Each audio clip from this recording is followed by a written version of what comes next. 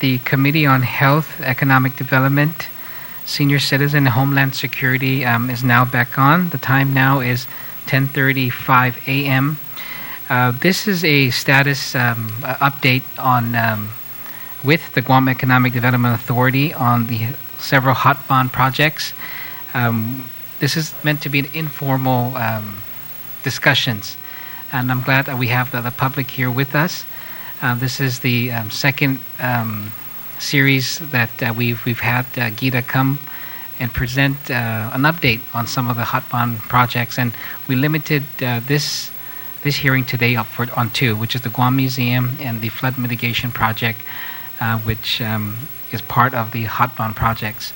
So we'll have that today. After your presentation, we'll open up the floor to members of the public who wish to provide any testimony or ask any questions. And the questions will be directed to the chair, to the committee, and those will be taken under consideration. And so if we need to schedule a follow-up hearing, we will.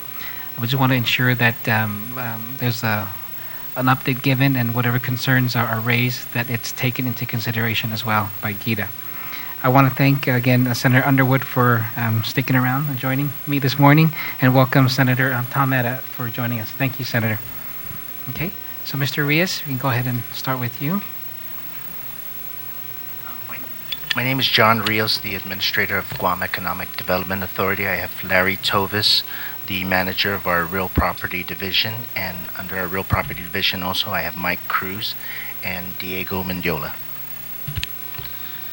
Okay, good morning, Chairman Rodriguez and Senator Underwood, Senator Ada, members of and other members of the Committee on Health and Human Services, Economic Development, Homeland Security, and Senior Citizens.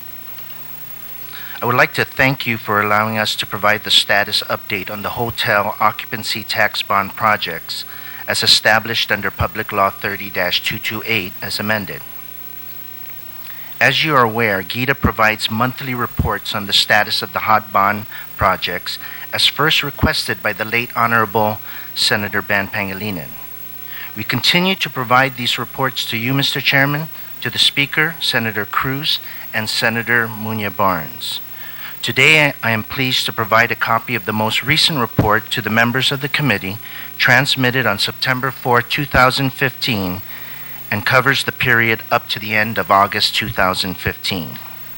Out of the 32 projects being implemented under Public Law 30-228 as amended, GITA and its partner agencies have completed 21 projects, while 11 projects are ongoing. Completed projects include Plaza de España, reimbursement of Guam Preservation Trust, Inarajan Community Center, Nimitz Hill, Fisheye Public Facilities, Manilao Public Market, San Vitores Road Lighting, Hagåtña Bay Lighting, Seti, Sela, Umatic, and Fidian Overlooks, Agate Spanish Bridge, PD Santos Park, East Hagåtña Park, Senator Angel Santos Park, Scenic and Informational Highway Signs, Hagåtña Tennis Courts, and Village Entrance Signs. The ongoing projects include the Guam and Chamorro Educational Facility, San Vitores Flood Mitigation, crosswalks at Chamorro Village and Tumon, Meleso Bell Tower, Guam Farmers Co-op and Dededo Flea Market relocation, Magellan Monument, Ipao Beach Park lighting, Hagåtña Pool, Hagåtña Master Plan projects, and Guam Fisherman Co-op facility. The enclosed report for the month of August provides more detailed information on the budgets for each of the projects.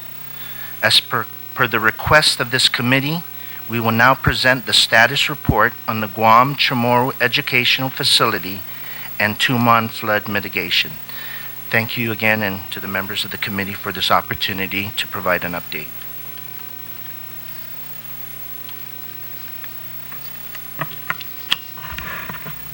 Buenas and good morning, Mr. Chairman and Senators. My name is Larry Tovis, as John indicated earlier, and I'm the manager of the Real Property Division at GITA. So without further ado, we'll go ahead and start with the first project, which is the Guam and Chamorro Educational Facility update. And so if you look at your handouts, Uh, Total budget for this project by law was $27 million. As of to date, we have encumbered $26,458,766 on this project. Payments approved as of July 2015, just over $15 million.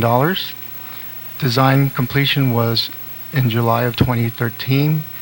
Construction completion is scheduled for December 28, 2015, and that is as directed or informed by the contractor on the project. The construction as of today is about 65% complete. Again, we expect to complete on that December 28, 2015 date. We have a media production, which is basically the software production for the exhibits that is going to start soon. We have the exhibit fabrication, AV hardware, security systems, and several local artisans that are underway as far as the work and fabrication of these exhibits. Next slide, we have construction phases 1 and 2. So currently we're working on the iconic arch of the building. So again, the building pretty much is already up. Ongoing as of today, we have installation of double T's and roof pouring. We scheduled to complete the roof pouring by the end of this month. In total, since this project started, we've encumbered about $1.3 million in change orders, which is 2.5% of the contractor's cost approved. So looking at the breakdown, total encumbered for this project is $15,936,275. Payments approved as of July, $8,803,699. IBC approved change orders out of the $1.3 million. We've approved $406,138 of those change orders, again, which is 2.5% of their construction costs. We've rejected a total of 835,779 change order requests from the contractor. And we anticipate at this point in time we have about 74,811 in pending change orders. Just to give you a snapshot of some of the ongoing activities down at the construction site, we have actually completed the pouring of the 3rd floor, so we're actually working now on the roof of that facility. The arcade walkway, we have some area cleaning for landscaping. Landscaping is currently going on. For the most part, it's the area closest to Marine Drive, which is an open park area. So we're hoping to get that turned over to us sooner than December. And then we've had other work ongoing on the generator and electrical rooms. And also, we've just completed the construction of the theater, which is just over 4,000 square feet, separate from the main building. The contractor is now working on the finishings for that theater. Getting into exhibits, our total budget for exhibits was $3.4 million. We've encumbered 3.4, the same amount. Payments approved as of July, again, $586,769. Our exhibit fabricator site visit is expected to be next month, the first week of October. The fabricator will be out here to do measurements within the building. They had to wait until the roof is completed for this project. So, as I said earlier, we anticipate that will be done by the end of the month. So, first week of October, we expect the exhibit fabricator to be out here to do measurements and do a site analysis of the building. And to start, they've already started preparing the exhibits, fabricating them, but they do need to come out and do their final measurements. So completion, again, of all the exhibits is expected by the completion date of December 2015. Media production, as I mentioned earlier, the total budget is $581,000, and we have encumbered the full amount. Video and software contractor was selected, fee negotiated to that amount. Contract going through review and approval process. So at this point in time, it's with the with the government agencies reviewing, including the Attorney General's office and then the governor for final approval. Again, completion of this media program is scheduled for December of 2015. Talking about professional services, to date, we budgeted $6.8 million for professional service, and as you can see on the slide, that includes A&E and exhibit management, which is $2.8 million, the construction management, which is $1.9, program management at $1.8, and then archaeological services at $188,000. So to date, we have approved of the $6.4 million. And that is the end of this presentation for the museum. If the panel has any questions, we can certainly entertain those at this time. Great. Thank you very much, Mr. Tovis. You know, last year when we had this roundtable discussion too, there were issues with the pilings, right? Correct. And so at that point, we anticipated that there would be additional cost and that perhaps would not be borne by the government, right? Because this was something that the contractor may be liable for. I know that also the initial amount of $27 million is what GIDA had to work with. This is what the legislature had set aside for the construction of the Guam Museum. 3 months away is the completion date, right? And so are we? How are we looking on that $27 million amount just for the construction? I know for the other, based on that hearing we had last year, that's when efforts were underway here in the legislature to get funding for other components, right? Correct. And so that's still ongoing now. I know that Senator Barnes is working very hard as well to make that happen. So, but where are we at on the overall completion and the amount? Okay. At this point, we're lucky that we're still within budget. We do have what's left of the $27 million, just around $500,000, after we've encumbered all these expenses. And so, from our standpoint at GIDA, we're trying to stay within budget. As you can see from the earlier slides, we've rejected a majority of the change orders that were submitted by the contractor. But there are some change orders that we foresee will be coming down. As we get closer to the finishings, especially with a project of this magnitude, it's expected that there will be some more change orders. So, okay, we'll give the opportunity for the senators to ask questions. Just want to recognize, of course, Senator Barnes, the Vice Speaker, and Senator Mary Torres for joining us this morning. Well, Senator Underwood, you have a question? I would like to yield to Senator Barnes. Senator Okay. Barnes. Thank you, Senator Underwood. I just based on the change orders that you're looking at, what change orders are you anticipating that will be needed in order to complete this project? Just based on your last comment. Right. What give us examples. Sure. For example, Senator, in the last couple of weeks working with our contractor, there's a change order request because of some door hardwares. For example, certain doors that are going to be installed in the museum require some specified hardwares, which originally when the design was done, the expected supplier had these hardwares in stock. But because of the delay and where we're at today, they do not have, in fact, those hardwares in stock. So we're having to go back and try to find specific hardwares for these doors that will satisfy the requirement as part of the design. And we've been told that the next supplier available is going to provide that if they can at a much higher price. So that's an example of some potential change orders that we have coming down. So that in itself is actually close to about $50,000 just for the hardware for these doors to be installed. Yes, I just need clarification. When you note IBC rejected change orders, those are the change orders that were initiated by the contractor? Yes, Senator. and rejected, by GIDA, By GIDA. along with the CM. right. So in those particular instances, Senator, with the help and assistance of our construction manager, we waited out all those change orders. We went through requests for information and submittals.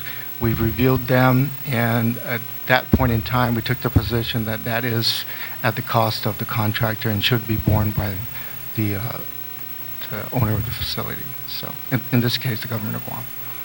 So, so to the extent that there is a conflict, right?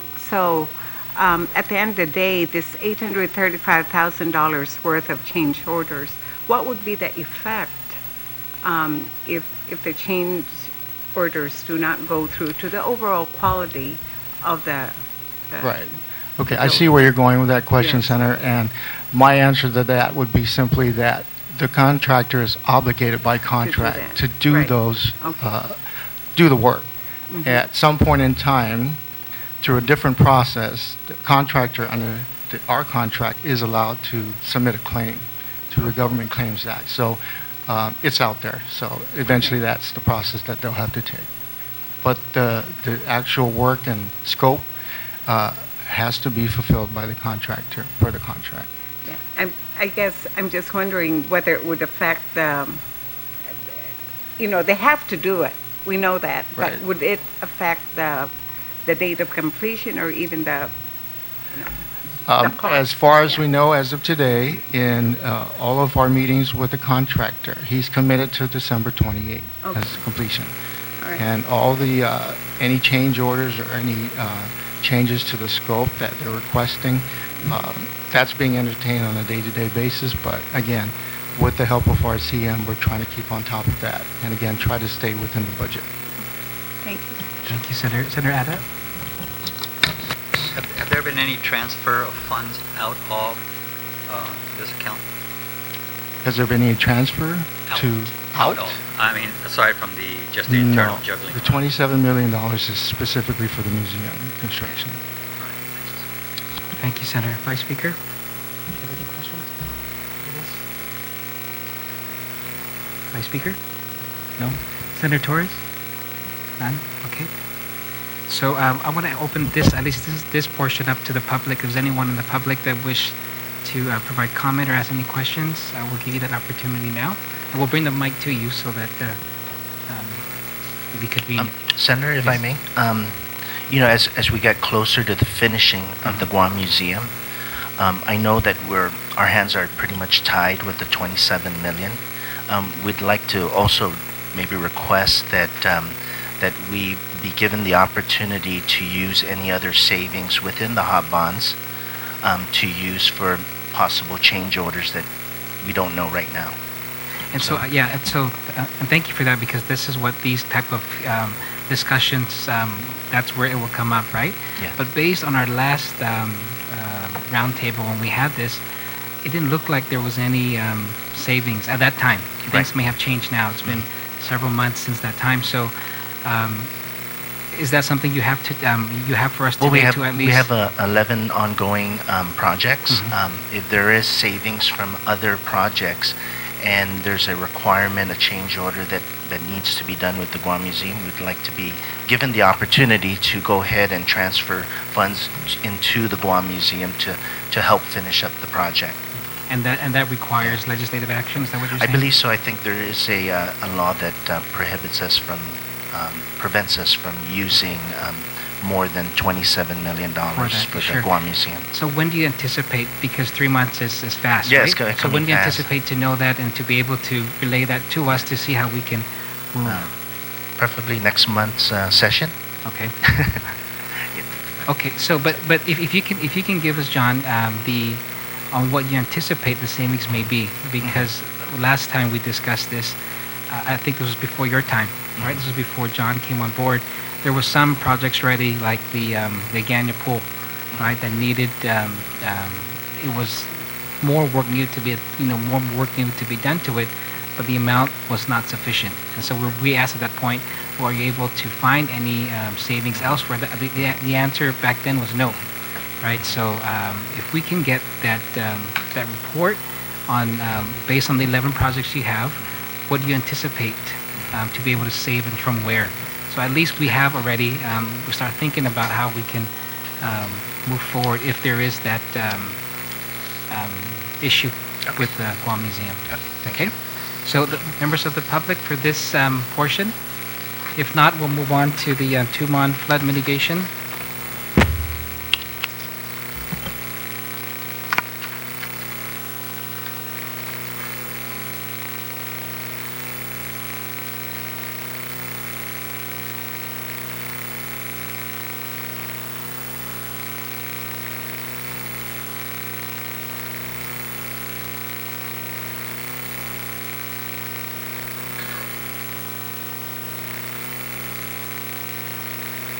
Again, thank you, Mr. Chairman, and thank you, Senators, for allowing us to give you a status update on the Tumon flood mitigation project.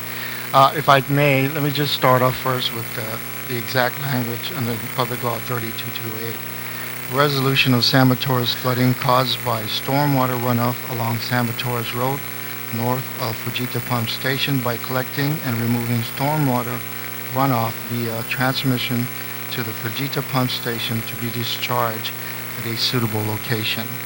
So when we started this project over a year ago with the design, obviously, and we did a study of the water quality of the stormwater in Tumon, and so we considered some options that we in hope that would either remedy the situation with the flooding in Tumon, which has happened over the course of many years now. And so the total budget for this project, as you know, was for $11.5 million. So some of the options that we considered, and I'll just go down real quickly on them, was expanded detention, expand overall detention volume of the San Matores Road system, and an estimated cost in that was over $27 million over a 10-year storm event. The next option considered was a gravity ocean outlet. It's basically to construct an overflow outlet from Fujita Pond under Tumon Bay and outletting beyond the reef, and that estimated cost was $26 million over a 10-year event. The Gravity Bay pumped ocean outlet was to construct an outlet similar to the Gravity Ocean outlet, but add pumps stationed to reduce outlet pipe diameter. That cost was estimated at $20 million for a 10-year storm event. The next option to consider was the Gravity Bay outlet. Basically, that would require construction of an overflow outlet from Fujita Ponding Basin that outlets into Tumon Bay under the current Fujita Road. The next option was, that estimated cost was at $6 million for the 10-year storm event. The next option was a pump-to-sink outlet, construct an overflow outlet from Fujita Pond to the nearest sink near JFK High School, almost $23 million for a 10-year storm event. The next one was a pump-to-quarry outlet, construct an overflow outlet from Fujita Pond to the abandoned quarry site across from the Hilton Hotel, almost $23 million for a 10-year storm event. And then the last option, or the preferred option, is expanding the detention, but we understood that was going to be at a high cost and time to acquire land. So basically there would be land acquisition required to do the expansion of the existing facilities. The Gravity Bay outlet has lower cost and still resolves the problem.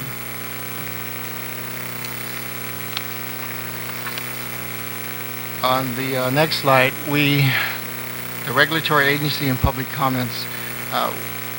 From November 2014, project consultants met with federal and local regulatory agencies, and on March 31st of this year, a town hall meeting was held at the Tumon Mayor's office to discuss the project and basically to obtain public comments. At that meeting, over 200 comments from agencies, or I should say even after the meeting, over 200 comments from agencies and the public were reviewed. A report addressing all comments was recently completed and will be made available to the public. So the analysis and report of all the comments that were received from the public and the regulatory agencies will soon be issued in addressing those comments from the public. Okay, some of the major concerns that were raised as part of the public outreach and the meetings, as we met with the regulatory agencies and the public, there were major comments that we thought we should brief the panel on. And we'll start off with the impact on marine environment, which is probably the more serious of all the comments. Reduce stormwater entering Fujita Pond, rich archaeological area, and maintenance of beach and ponding basins. So these were overall the four major concerns from the public and the regulatory agencies with respect to the Tumon mitigation project. Okay, mitigation. We intend to work with UOG and Guam EPA on water quality monitoring before, during, and after the project to assess impacts on the marine environment and develop mitigation measures. We intend to reduce stormwater at Fujita, design rain gardens, divert marine drive water, and inspect private storm water collection systems for functionality. We also intend to work with SHPO as they require conducting more and deeper soil borings to ascertain existence of remains and artifacts. And also working with GBB and Department of Public Works to establish maintenance responsibilities and support system once this project is completed. To give you a snapshot of the cost again, total budget was 11,619,000. Encumbered to date, 2,067,438. Payments approved as of July, 1.5 million. Design completion is estimated to be done by November 2015. And construction for the Gravity Bay outfall, if that's the project that we go with, is expected to be completed by November 2016, so a year from this November. Design, again, is still in the process. The Gravity Bay outfall option, construction permitting is also to follow soon after. Just some snapshots of the frequent flooding of San Matores Road area.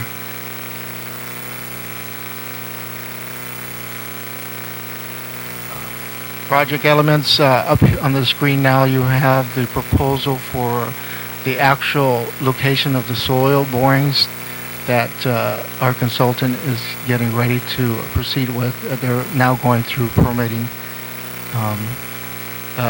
We also have a diagram that shows the additional inlets that this project is intending to install on the San Matores Road. For an example, we have this trench drains at the driveways at the locations of connecting easements to existing inlets. And then we also have new storm sewer inlet locations adjacent to 10 existing inlets down on San Matores Road. So basically what we're doing in this particular instance is we're adding more storm inlets along San Matores Road to help mitigate some of the flooding in those specific areas. This next slide kind of gives a illustration of the plan to construct the Gravity Bay outfall. So starting off with, there's going to be some expansion of the existing Tumon Pond, or Fujita Pond, if you will. There's going to be construction of a weir system that will help address major rainfalls and overflows to prevent, stormwater from going into the bay.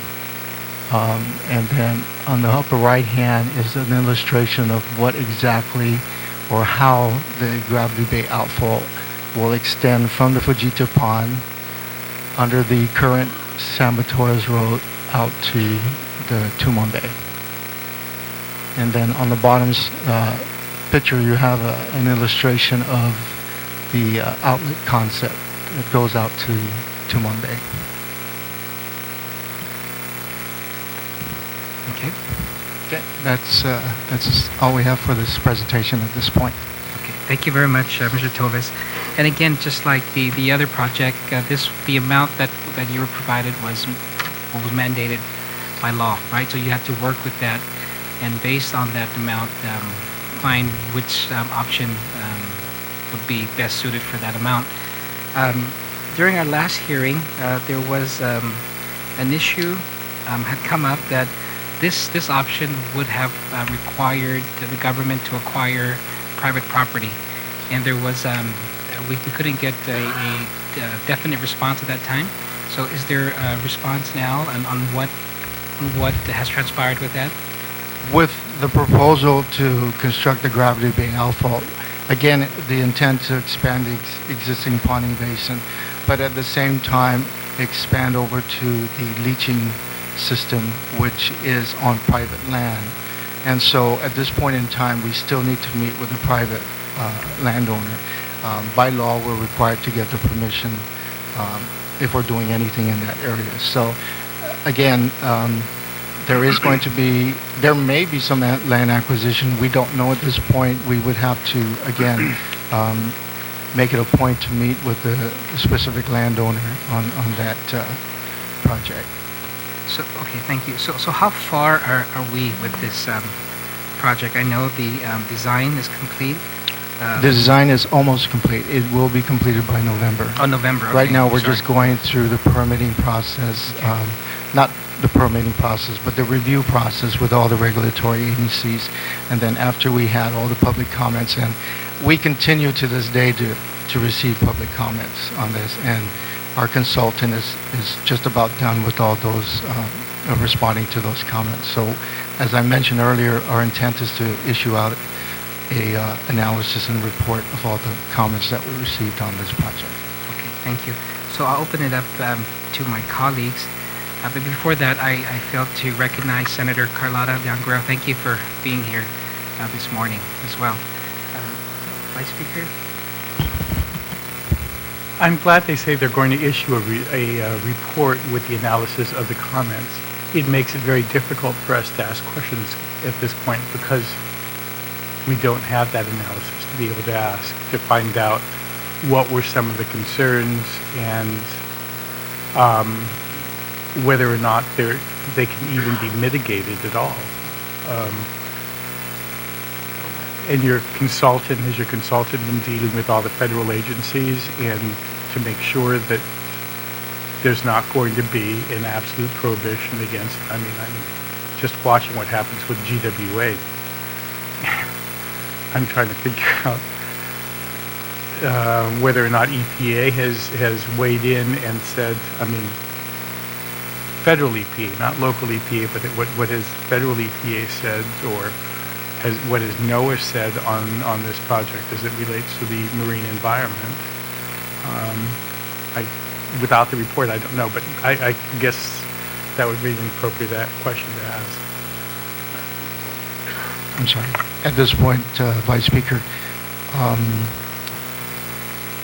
my understanding is that as far as U.S. EPA, there is no requirement at this point to provide them with any report or, in this particular instance, and Mike, correct me if I'm wrong on this, but federal EPA is not required to approve this project. I believe at the point where we decide which alternative we're going with, and based on the analysis and report done, if there's going to be any major impact to the Bay based on the recommendations that we submit to local Guam EPA, there is a possibility that they may step in and have some oversight on this. And that's why I'm wondering whether or not your consultant is working with them. I mean, again, Yes. just watching the example of GWA, having to go from 1 to 2 to 3, I'm not sure if it's going upward or down. I mean, that because the waste, or at least the end product is going out into the ocean. Right. Are we working hand in hand with them as we're going forward, or are we working and then we're going to send it to them after we spent $2 million on this design, and then find out after we spent $4 million on the design that it isn't going to cut it, and we've wasted $4 million for a design that will never be able to clear EPA, federal, or even NOAA, because it is going into the ocean. Right. I can tell you that up to this point, we have been working closely with the regulatory agencies, including Guam EPA, Department of Agriculture, and the other DPW, Department of Public Works. How about the federal EPA, Mike? I mean,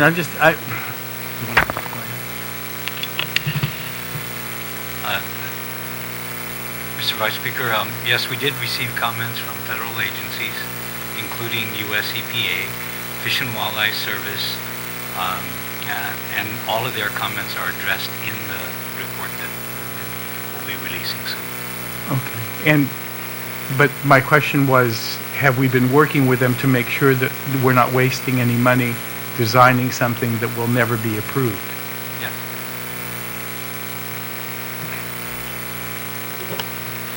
Thank you, Vice Speaker. Mr. Tovis, so just a follow-up to that. Sure. So there is the possibility that this option that you're undertaking now may not be the option that is carried out. Yes, Senator, and I do understand the concerns of the panel.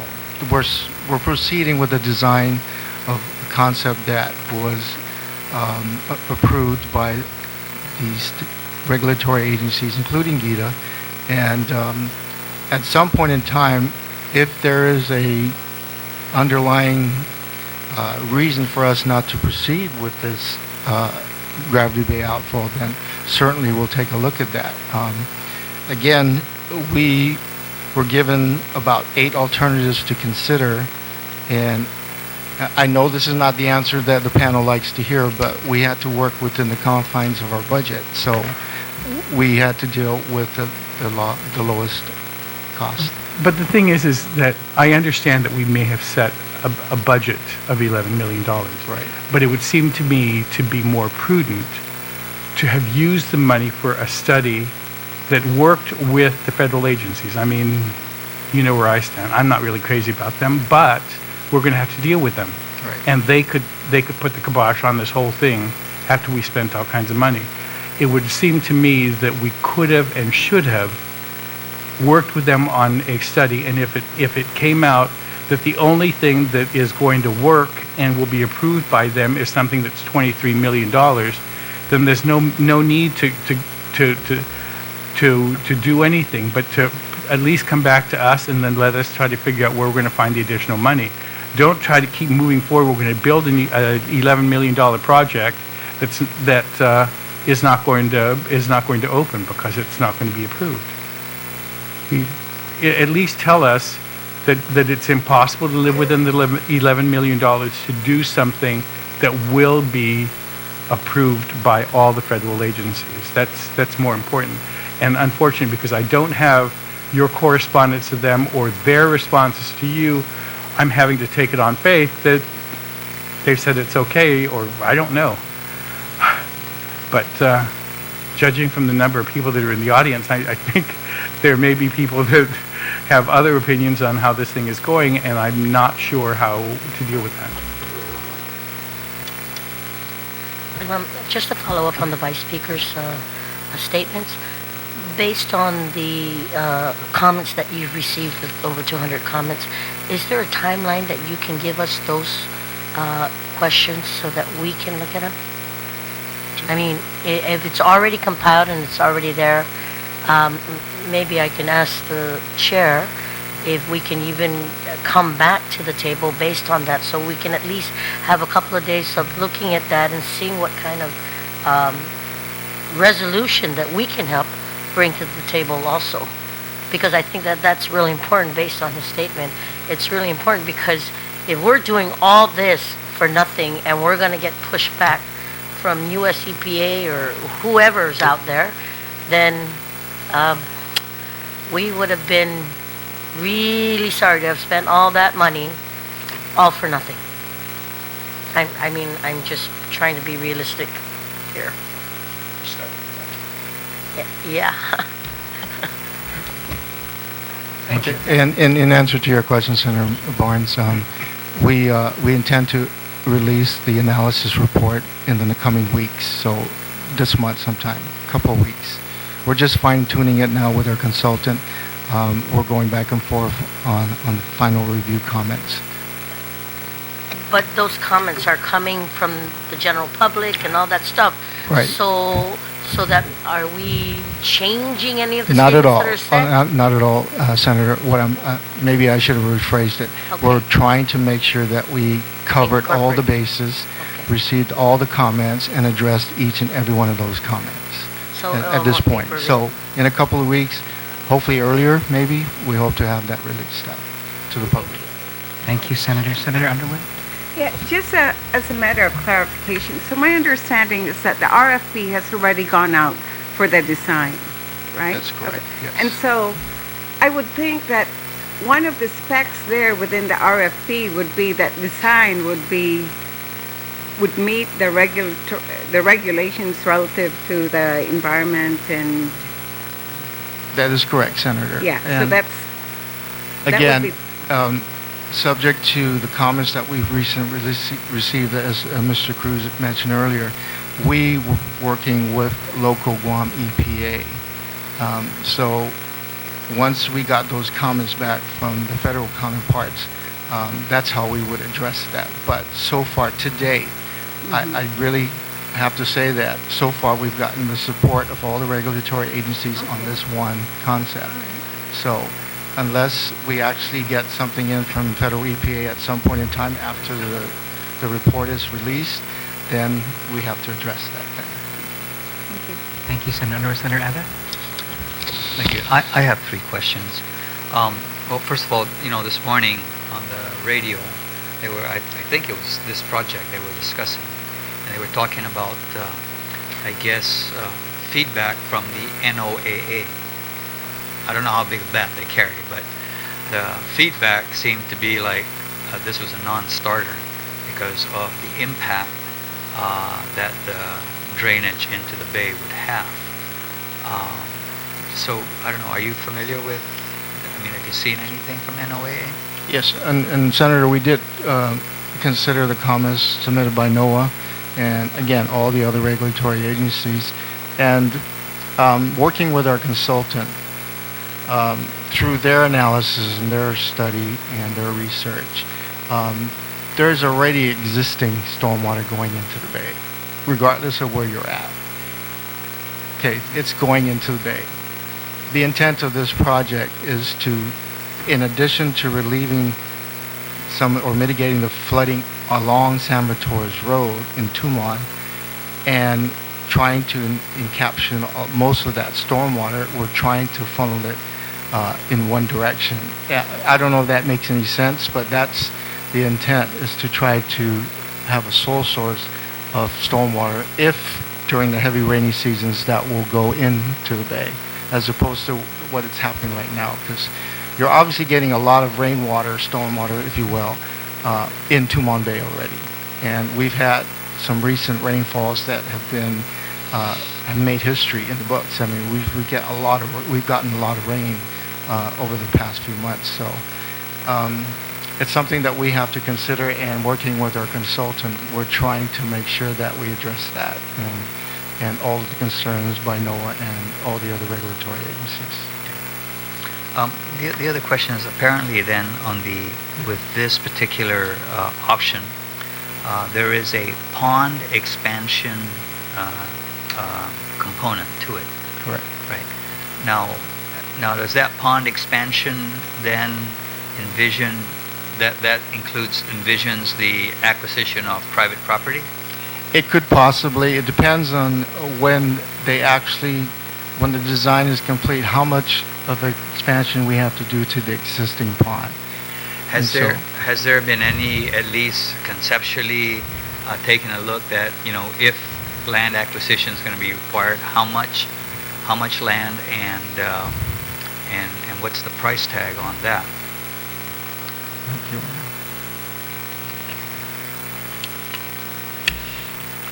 Yes, Senator, our consultant did take a look at the amount of land that was necessary to take care of the 10-year event, and the study determined that they needed an additional 7 acres of property at estimated cost of $500 per square meter. They were looking at somewhere in the neighborhood of $14, $15 million just for land acquisition. The pond expansion that is currently in the plan is to expand the pond to include, like Larry indicated, the existing pond and the adjacent infiltration basin, which is privately owned. But we do have an easement from the landowner to utilize the private property for an infiltration basin. What we're doing now, the proposal is to expand the ponding basin, eliminating the infiltration basin. For that, we need approval of the landowner. Right. But we do have, the landowner has already authorized the use of the property for an infiltration basin. We're just now proposing to remove the infiltration basin and replace it with a pond. The landowner has already authorized us to, we did meet with the landowner, and he's already authorized us to do soil borings in the area, which has not commenced as yet because we're still working on the final report, which addresses all the comments.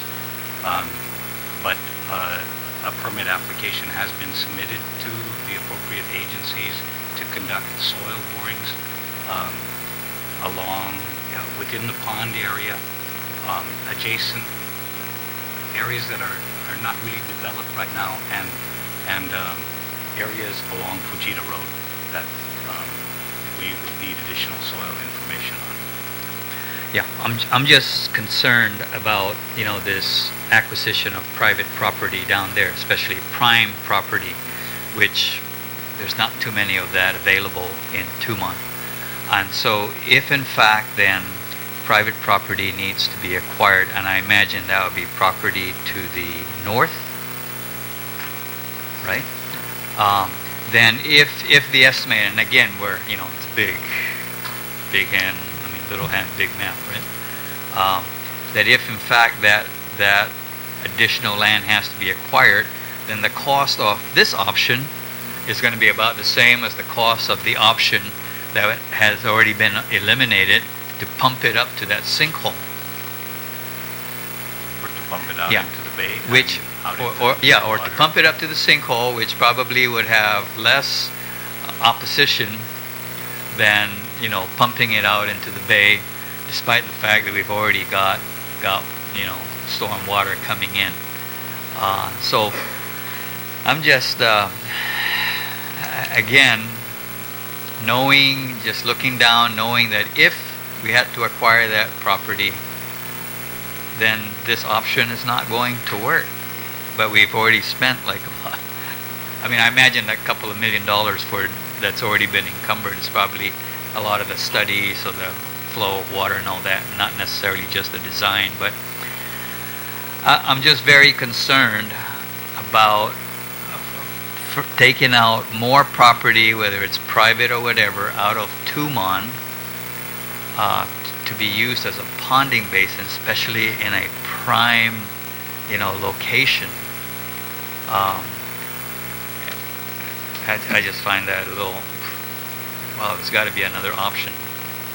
Especially especially if the cost of acquiring that additional land is going to put this option almost neck and neck with the one that we've been trying to avoid, pretending that it's not there to pump water up to the sinkhole up by the Hilton.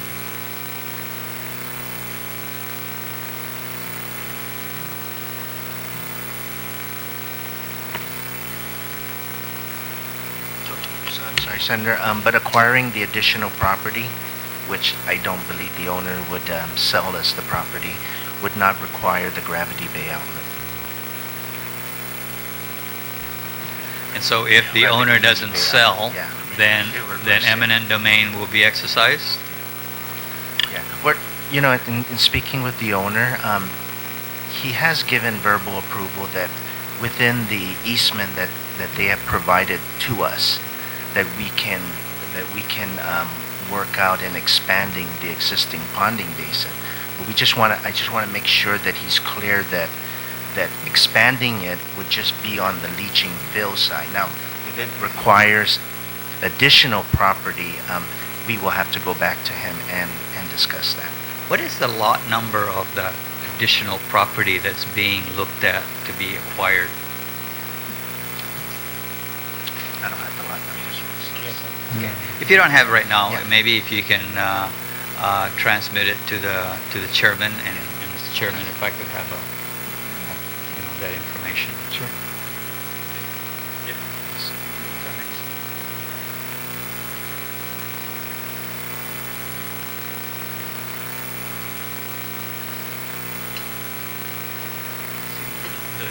The area on the left, the photograph on the left. On that the upper shows left? Yes, upper left. That shows the Fujita Pond expansion. Yes. That portion, we have under an easement from the private landowner. It's private land. And that's the area that we're looking at to expand the pond. The pond is located just to the left of that white rectangle. Yeah. Okay. For this particular project, though, you do not, our consultants have indicated that you do not need to acquire additional property beyond the pond expansion, the white square. And they would, if the disposal of the water is out in, as proposed out in the bay. I'm just trying to get oriented that where that yellow box is. Is that the 3-story building that's got the Tenjudo spa? No. The upper left picture. The yellow box. Is that 3-story? Above that is the three. Right above it is that building.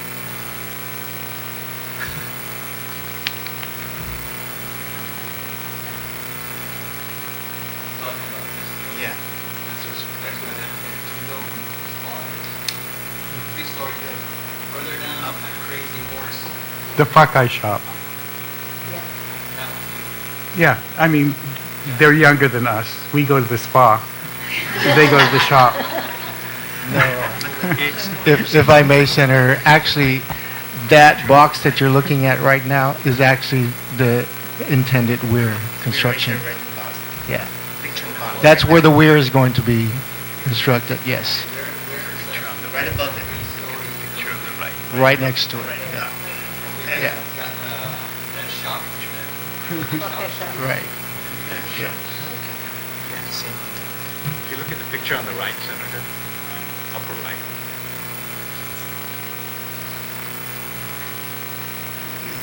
So the weir is there. And then the building that you guys built from the spa. I'm sorry, spa is right there. I think, John, what's confusing is that the yellow box has a structure. Right now, there's no structure there, right? Yes, And so correct. that's why. We apologize for yeah. that. We'll make So, sure that- right now, Senator, that box, as it is today, there's no structure, right? It shows you a structure, and that's the weir that's on the bottom left. That's the proposed weir. think the existing bonding basin is here. That's correct. That's correct. Right. Looking at expanding over is still within the footprint of the easement that's provided to us by the. I think the point that was, I think that what Senator Adder was trying to ask was, in your list of options, you've eliminated the ones that cost 23 because you say you have a budget of 11, and you're looking at trying to squeeze out with a $6 million project, the Gravity Bay outlet. What he's saying is if you have to buy property at $14 million to expand, to do a good job of do whatever it is that you want to do there, it's going to take you up to the 23 million anyway. And the other consideration is whether or not this is Tumon or not. What you're putting there is not something that anybody wants to look outside of their window when they go to a 5-star hotel. And so if you're going to spend 20 million anyway, wouldn't it be brighter to just pump it up and dump it in use the 23 and dump it in the quarry and let it settle down into the waterlands, as opposed to building a huge Taki lake in the middle of Tumon? But that's not the proposal. We're not looking at additional. In fact, that's the first considered, which is the which is the first one, the expanded detention. We're not looking at that right now. We're not looking at doing that to I ask understand. for more money to do that. But in order to be able to really address the needs, you're trying to fit your project to the $11 million. But correct. what you really need is something bigger and better. And being honest, you probably need the 25 to do the one of the other better projects up on top. And I don't know, if you go off island and you try to sell somebody to come and build a hotel right behind there to take over all those buildings, the old Fujita, and you get, you can look out on a lake that maybe you can fish some odd-looking tilapia out of. It's frightening. I mean, that really should not be in Tumon, and we have to figure out a way of gathering it and pumping it completely out someplace else, not harming the water, and much less making a bigger lake. And you have the ways and means to do it. So if you provide no, us more but funding, the we thing can do is these that other what you need projects. to do is you need to come back to us and say it's impossible to do what we need to do. To do what you want us to do is going to cost us $25 million. And it's also going to diminish the property value in Tumon, because we're going to have this huge smelly lake in the middle of Tumon. In order to be able to protect the environment of the ocean, in order to be able to protect the environment of the 5-star, 6-star hotels we're trying to build down in Tumon, we need to think of the option that may run us 25 or 30 to run, anti-gravity running uphill with all this water, having a huge pump station down there. I don't know. I'd much rather have a look at a pump station pumping it up than looking down at this brown lake and wondering what's in that. So, yes, Senator Torres? Just along that line, can you just give us an idea of what the increased runoff would be? You mentioned that there's presently water that permeates into the bay naturally at any time that there's rainfall, but what would this new Gravity Bay outlet option add in terms of outflow into the bay? Is there a gallonage estimate, or? Yes. Because, we understand what nature is able to cope with now, but at what point does it become overbearing and troublesome? Yes, Senator, there is that information available. And again, that's going to be released in the analysis report and the study that's going to be forthcoming. So we'll have that for you. I think, and so, guys, I think where we're at here is that we really need to wait for this report, for this analysis, right?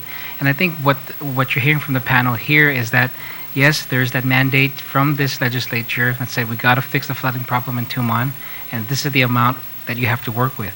But I think what you're hearing here today is that based on this report from the professionals, we're hoping that the report is not made so that it can fit into this 11 million. And so, yes, it's going to require the ways and means, as you said, if it comes up that this is not the best option, right?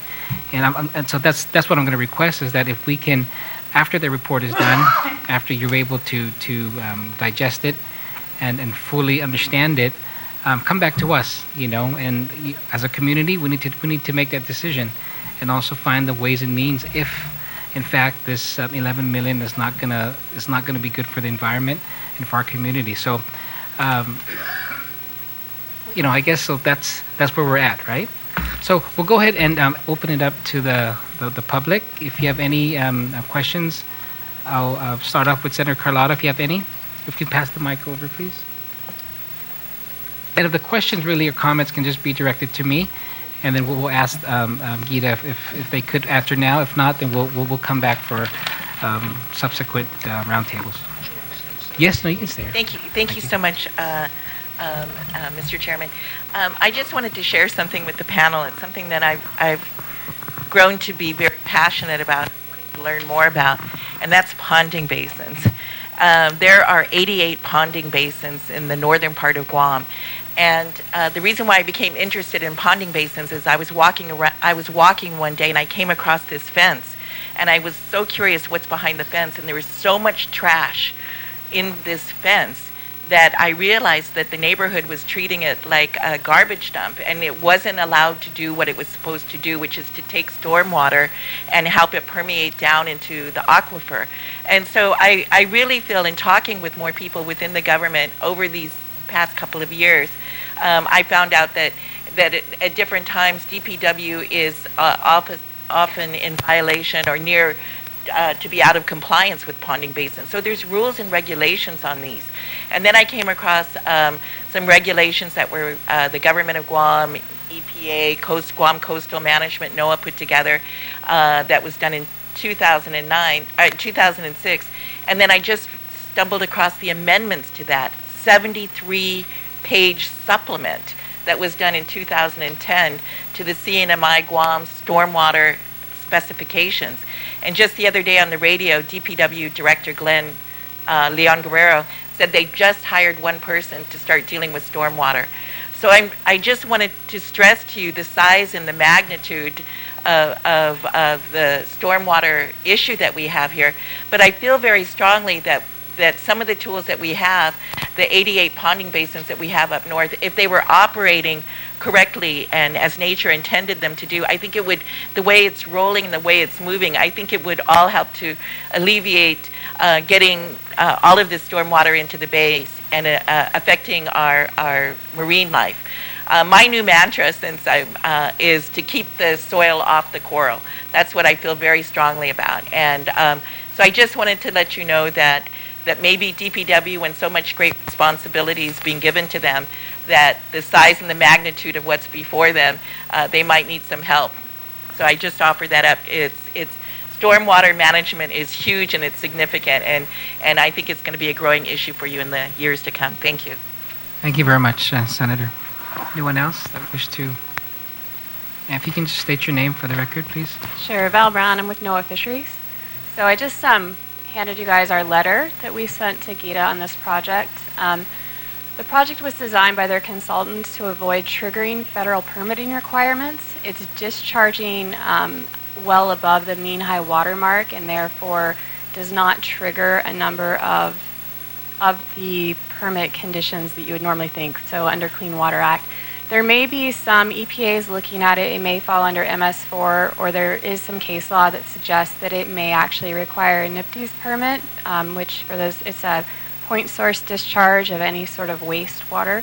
But none of the federal agencies, I would say, support this project. We all have considerable concerns about it, about discharging that amount of stormwater into one point in Tumon Bay. There are health concerns, there are environmental concerns, there are economic concerns about the potential impacts that discharge can have and the long-term impacts on the bay. While I appreciate that they've stated that they're going to do monitoring of the impacts, this is a system that will take decades to fix if you break it. So if you put it in and you monitor the impacts and you say, oh no, we've created an algal bloom and we have health warnings because of the bacterial load, you're then going to have to seal that off, but it's then going to also take quite a while to fix that. I think a lot of people remember what Tumon used to look like. I know when I first came to Guam, people were like, what, you like Tumon? It's kind of dirty down there. But EPA and GovGuam and federal agencies have spent decades working to keep stormwater out of Tumon Bay. It has improved because of that, and we need to continue that, not start reversing that trend and impacting our public and the resources that we depend upon for food and for tourism and everything. So you can read the letter. If you have any questions, you can contact me. My contact information is on there. Thanks. Thank you very much. And ma'am, your name again? Valerie Brown. Valerie Brown. Yeah, Thank you. It's at the bottom of the letter.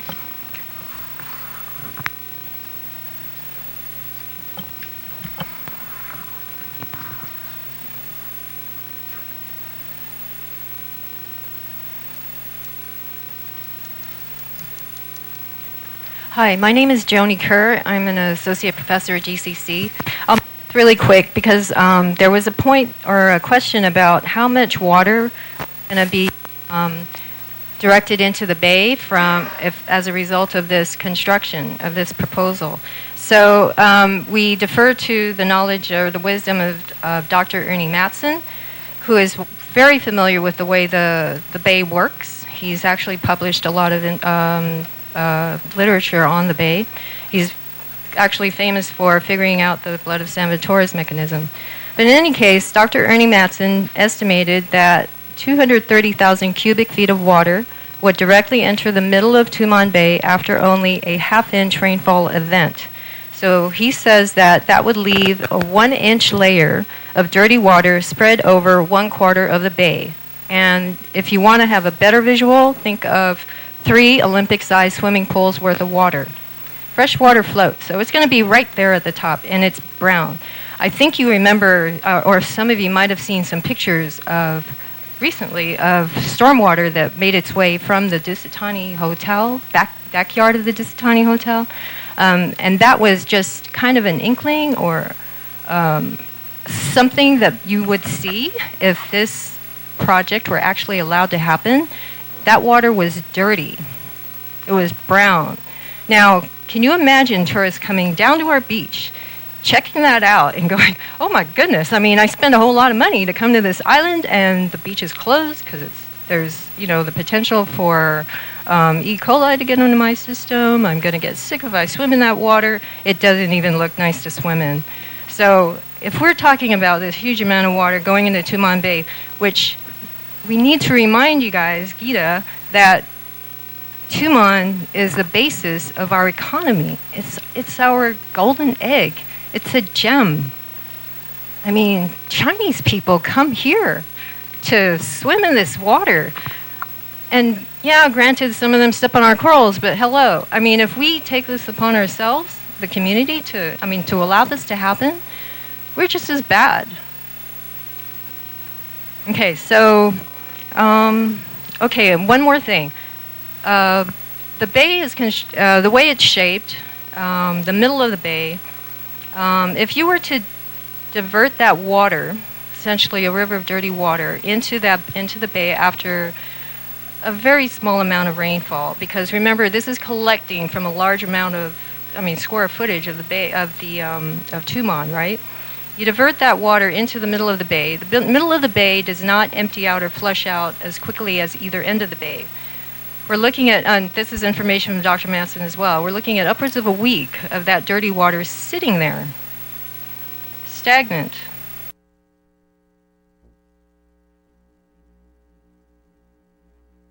And we're looking at nutrients that are going to cause algal blooms, more dinoflagellate blooms, blood of San Vitores. It's not going to be aesthetically pleasing at all. I mean, we fight algal blooms that are caused by nature alone. I mean, and if you put this in the bay, this is man-made, this is man-caused, that's compounding the effect. Thank you. Thank you very much, ma'am. Is there anyone else?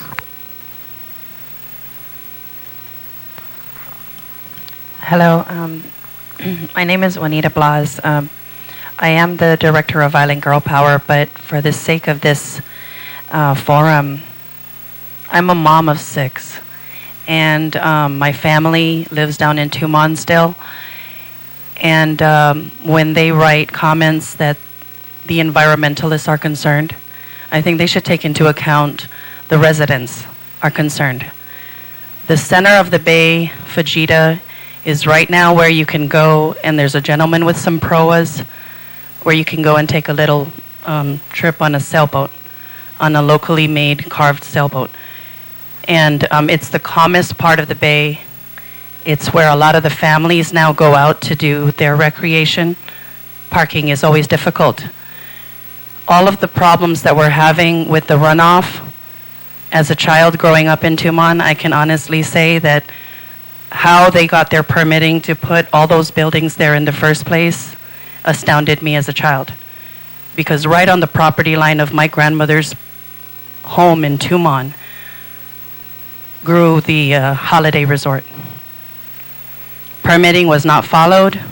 The properties, the landowners, these wonderful huge companies that make a lot of money off of our beach, off of our beautiful scenic routes, they never took into account stormwater management.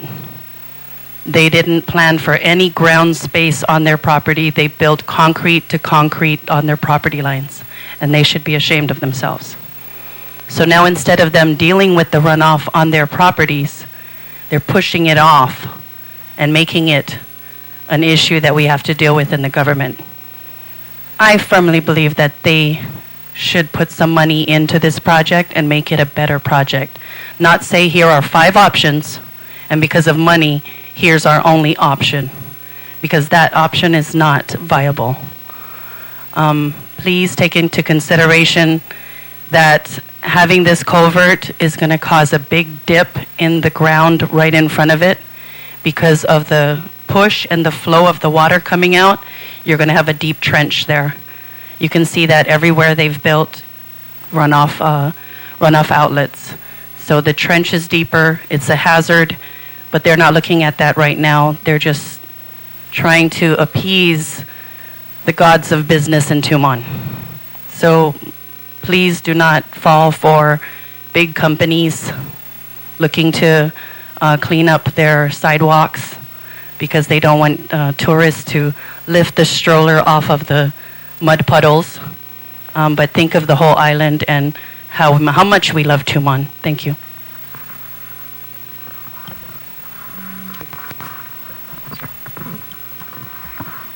Hi, good morning or good afternoon, just about. My name is Jesse Rosario. I'm a pescador.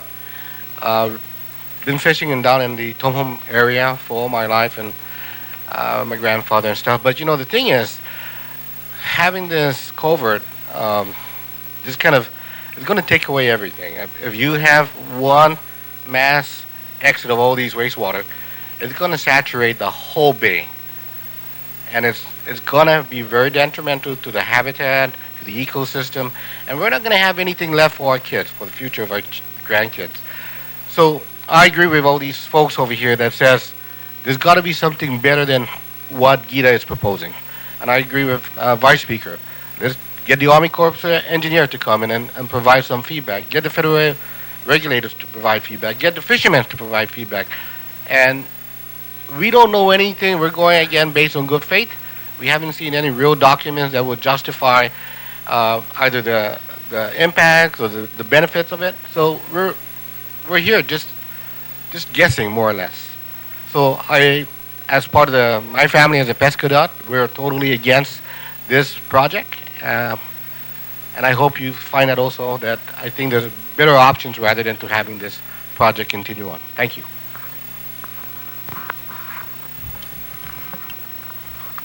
Good morning. My name is Vanji Luhan. In addition to supporting the comments that have been previously made, I think one of the things is that typically when we talk about fisheries and different things, we normally do sit apart, the people that deal with the protection of the MPA and the fishermen. And in this particular instance, thank you for allowing us to be on the same side. Because I think that at the end, we all just want a better Guam. And we just may approach it. And I think for decades, the fishermen can attest that they have been following what is required under the law, under the MPA, and really trying to they understand what they've been, but they've been shut out of Tumon. And I think that this project just further will exasperate the idea that we're trying to work together in terms of ensuring that the bay is well protected. And I think that that will be, but in this particular case, we probably have the same goals in mind. In your previous question to the administrator of GITA, you asked him where he would like this addition, or he had requested additional funds from the museum, from other projects to be directed to the museum project. And I think that I would like if they can reconsider that and put the funding towards this project. Having operated the museum for one good day at the cathedral, I had found out that museums have a lot of opportunities to raise funds through other means. But infrastructure projects really do have to come from the community. And so it would be hopefully that if there's funding available, that it be directed to this project, because the museum has opportunities to raise additional funds for its future needs. The other thing that has been brought up is that on the slide related to mitigation, they talk about rain gardens and working with other industries. But I think that we need to really work with the hotels and the big businesses that have a lot of surface area there, because that is truly a regulation required now, as Juanita had said, that is not being implemented. And that I didn't really see on the slide there. And maybe what they need is additional support, technology support, maybe design work as to how that they can accomplish that. And if there's funds available and you don't necessarily want to give it to this project, maybe you can give it to those businesses to retrofit their businesses so that they can be in compliance with the regulations that are already on the books. My last thing is that maybe this is not necessarily an option down in Tumon, but we need to evaluate the ability to build on top of ponding basins and what the impact would be if the request is that you don't, there's very areas of very valuable land, and maybe if that's an option where you're allowed to utilize the benefit of the ponding basin, but then build on top of it, certain types of construction might be required, and I think that that could be something that we can also look at. My other suggestion, and I was talking with Stanley about evaluating some other alternatives, is really looking at what the problem is. Is the problem that people can't walk around, that because how long does that water settle in a flooding event? Is it something that we could address through above ground sidewalks or sidewalks that connect different areas and things? But I think that we really haven't really looked at what the real problem is in terms of flooding in Tumon. Thank you very much, Vanji. Is there a new? Yes, sir. It's almost noon, but good morning. I'm John Duenas. I'm president of Duenas Camacho and Associates, Guam's largest consulting firm. But I'm actually speaking in my behalf. I live in Tumon. I live at Villa Contentasi, which is right at the center of the bay. We're right there on the bay. I attended the public hearing or the public information meeting in March. Was it March or sometime around that time? And I submitted a list of comments. In fact, we got into some debate with the designer who was making the presentation. The comments that I wrote back then, I placed on the table for you to review at your leisure.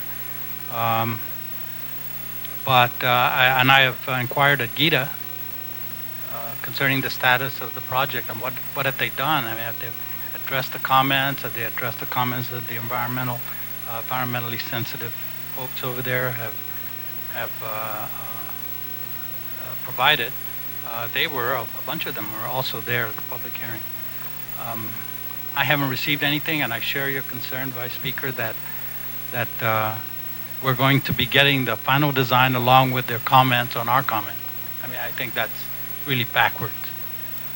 They should submit their response to the comments, not continue design, and then answer those comments, and if changes need to be made, those should be made. But apparently, this train keeps marching on, and the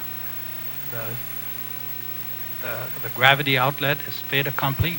I mean, that's what it seems to me. But just from my engineering point of view, I think the whole design is backwards. I think what the mandate was apparently to the designer was, here's how much water is coming down to Tumon Bay. It's actually going into the Fujita Basin, which is not much of a percolation basin because it sits right on top of groundwater. There's not a whole lot of storage capacity, and that's why you have flooding at San Vitores. For me, the solution is to reduce the amount of water coming down to San Vitores. And there are many, many ways to do that. It also takes a very firm policy. As mentioned here, every developer has to handle their own stormwater. And that policy should be regulated. It should be enforced by inspection. If you build a percolation basin underneath your parking lot, we want to make sure it continues to function the way it was designed. Apparently, a lot of those percolation basins that are down there now aren't working as well as they were designed, and that runoff makes its way to San Vitores. To me, it's looking at budget and looking at quantity of water they have to deal with is the way this design is built around. There's a budget limitation, and there's a certain amount of water that has to be handled. And this, to them, is the easiest way. I mean, does it really cost $2 million to expand the ponding basin and take overflows and send it out to Tumon Bay?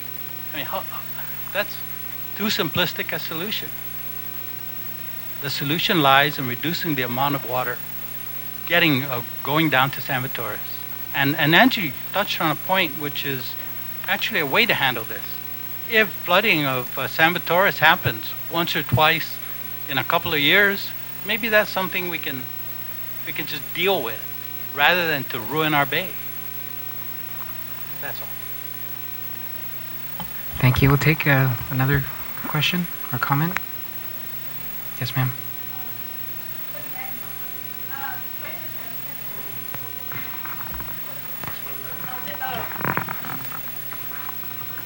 Okay, so my name is Jessica DeBleek. I'm a student at UNG, but I'm actually here just because I'm interested in it.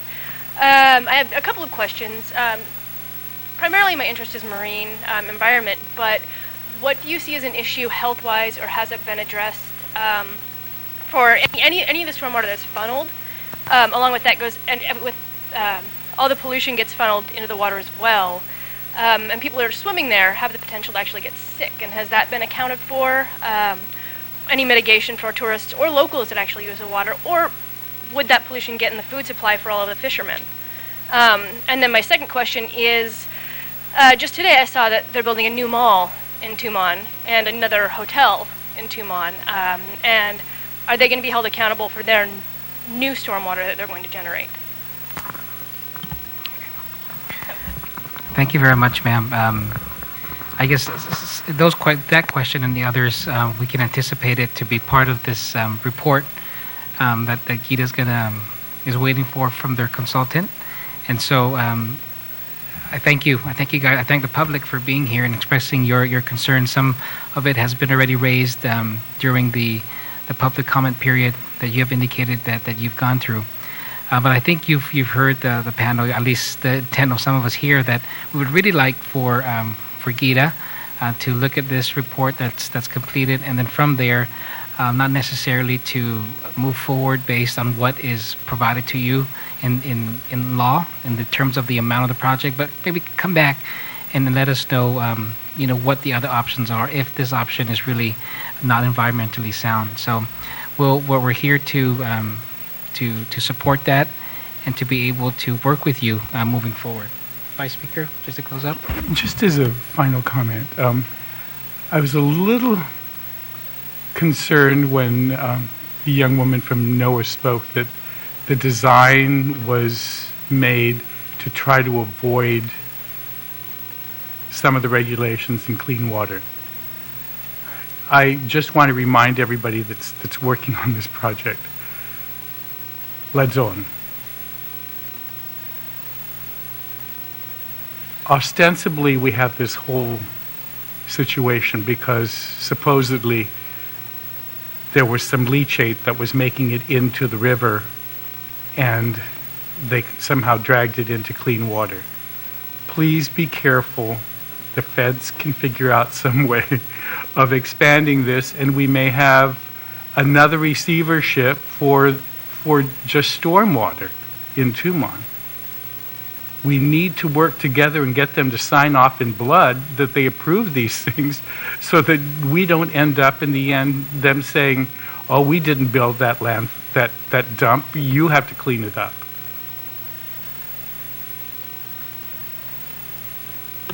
Thank you, Vice Speaker. Just to close out, Senator Ada, Senator Torres. If not, again, thank you to the public and to Gita as well. I know you guys are overseeing this project. You're mandated by law to see it. And so you're doing the best that you could with what's in front of you. But as we said, we're open here to work with you to look at alternatives, realizing we all have to realize that there's going to be additional costs that is required in any other options that are put forward. Okay? Thank you, Mr. Thank you. The committee is in recess until 2 p.m., in which it will hear Bill 143. Thank you very much.